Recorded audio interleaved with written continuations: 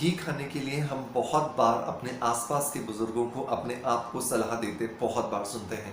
लेकिन बहुत बार हमने ये भी सुना है कि घी ज़्यादा खाने से हमें वज़न में वृद्धि होती हुई दिखती है, मतलब कि हमारा वज़न बढ़ जाता है। क्या है घी की असली सच्चाई? कितना खाना चाहिए? कौन सा खाना चाहिए? कब खाना चाहिए? और किसको नहीं खाना चाहिए?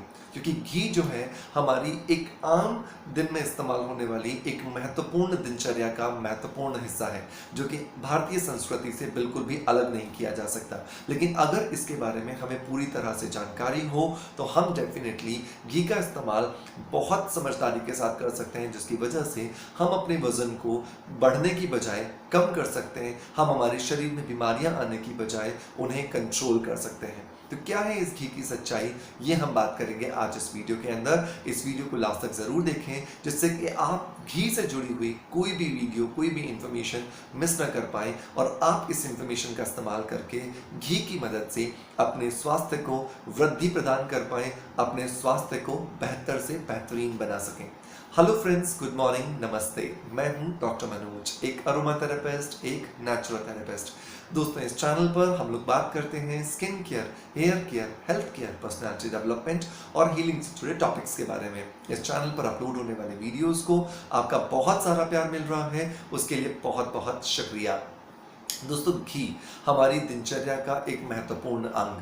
हम जब पुराने ज़माने में होते थे, आज से 15 से 20 साल पहले, तो घी लगाए हुए जब तक पराठों का नाश्ता ना हो जाए तब तक जो दिन की जो शुरुआत थी उसे बेहतरीन नहीं माना जाता था। लेकिन आज हम उसी घी से डरने लगे हैं और इतना ज़्यादा डर हो गया है कि हम अपने दिन की शुरुआत करते हैं रूखी सूखी ब्रेड के साथ में या रूखे सूखे टोस्ट के साथ में। तो आप सोचिए कि ये डर कितना लाजमी है। दोस्तों, जब हम बात करते हैं घी की, तो घी डेफिनेटली हमारे शरीर के लिए बहुत ज़्यादा ज़रूरी है, क्योंकि इसके अंदर हमारे शरीर को जो हाई लेवल ऑफ कोलेस्ट्रॉल जो होता है या जो गुड क्वालिटी ऑफ जो कोलेस्ट्रॉल होता है वो प्रोवाइड करता है। तो जब गुड क्वालिटी ऑफ कोलेस्ट्रॉल हमें घी से मिलेगा तो डेफिनेटली वो हमारे शरीर से जो बुरा कोलेस्ट्रॉल है उसे निकालेगा, और जब वो निकलता जाएगा तो हमारे शरीर में आने वाले जो बहुत सारी बीमारियां हैं, जैसे हार्ट अटैक या बीपी का बढ़ना या थोड़ा सा एंजाइटी होना, वो धीरे धीरे कम होते चले जाएंगे। सो बहुत ज़रूरी है इस चीज़ को अपनी डाइट के अंदर शामिल करना।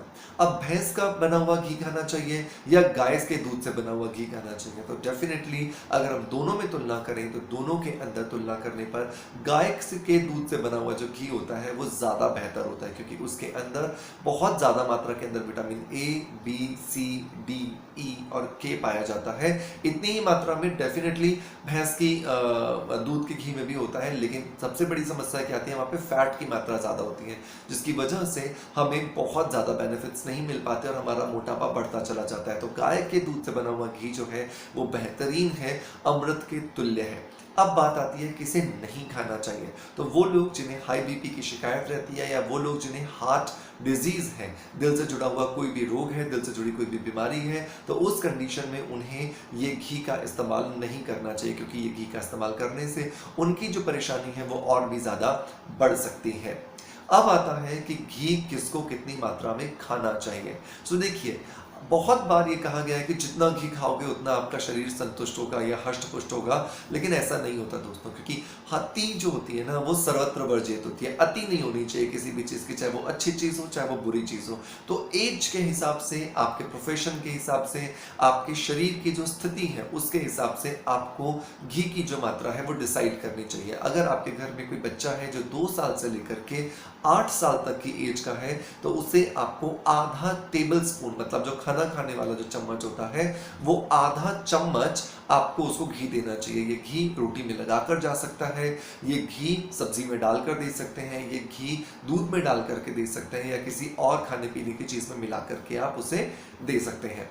अगर आपका बच्चा है 9 साल से लेकर के 17 साल तक की एज का, क्योंकि देखिए ये जो एज है ना, यहाँ पर शरीर का डेवलपमेंट हो रहा है, यहाँ पे हार्मोन्स का डेवलपमेंट हो रहा है, यहाँ पर शरीर की जो हड्डियां हैं ना वो ज़्यादा आपसे कैलोरीज की डिमांड कर रही हैं, क्योंकि उन्हें हाइट बढ़ानी है, उन्हें शरीर का वजन बढ़ाना है। तो यहाँ पर जो घी है ना उसकी मात्रा डेफिनेटली ज़्यादा होनी चाहिए। तो यहाँ पर कितना देंगे?